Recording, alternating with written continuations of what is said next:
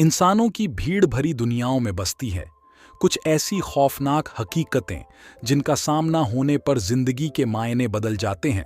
जब तक इंसान इन पारलौकिक शक्तियों से रूबरू नहीं होता तब तक वह इन्हें नहीं मानता।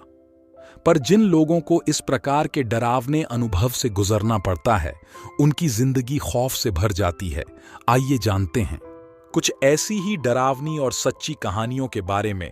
कृपया इन कहानियों को मजाक में भी बच्चों और कमजोर दिल लोगों को ये कहानियां नहीं सुनाएं।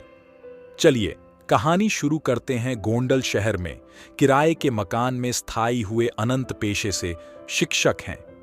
अनंत स्कूल में काफी लोकप्रिय टीचर हैं। स्कूल में पढ़ाने के बाद वह बच्चों को अपने घर पर ट्यूशन भी पढ़ाते हैं। खैर, अब तो उनकी शादी हो चुकी है, पर जब वह कुंवारे थे तब उन्हें अपने किराए के घर में एक बेहद भयानक अनुभव हुआ था। एक शाम जब वह अपनी आराम कुर्सी पर बैठकर सुस्ता रहे थे, तभी अचानक उनकी अलमारी का दरवाजा अपने आप धड़ाम से खुल गया।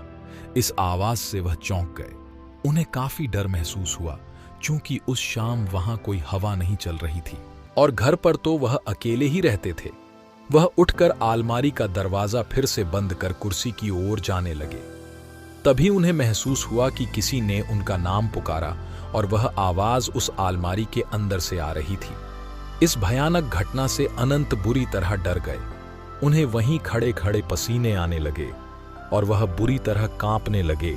डरते डरते उन्होंने पीछे मुड़कर देखा तो अलमारी का दरवाजा धीरे धीरे हिल रहा था, जैसे कि अंदर से उसे कोई धक्का दे रहा हो।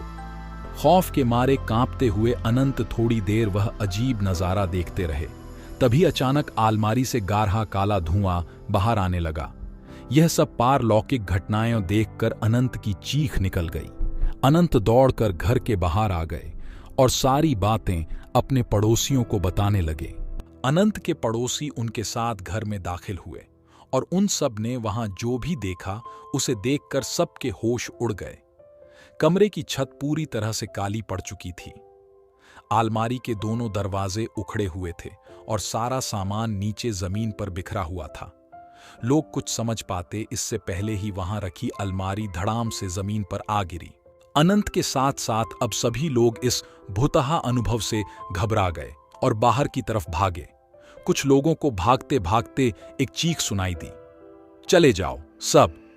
पर किसी ने पीछे मुड़कर देखने की हिम्मत नहीं की।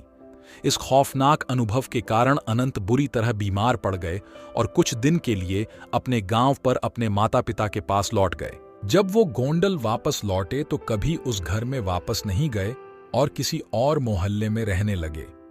मोहल्ले में रहने वाले बुजुर्गों से पता चला कि वो मकान अंग्रेजों के जमाने की बनी एक हवेली को तोड़कर बनाया गया था। कहते हैं कि उस हवेली का मालिक बहुत क्रूर इंसान था और एक बार उसने अपने नौकर को जलाकर मार डाला था और उसकी अधजली लाश उस आलमारी में छिपा दी थी। मकान मालिक ने कभी वो आलमारी प्रयोग नहीं की थी, लेकिन अनंत राजनाथ के मांगने पर उन्होंने वो आलमारी उसे दे दी थी और शायद इसी कारण नौकर की आत्मा नाराज हो गई और ये खौफनाक डरावनी घटना घट गई। इस कहानी से हमें पता चलता है कि पारलौकिक शक्तियां होती हैं। क्या आपने भी इन शक्तियों का अनुभव किया है?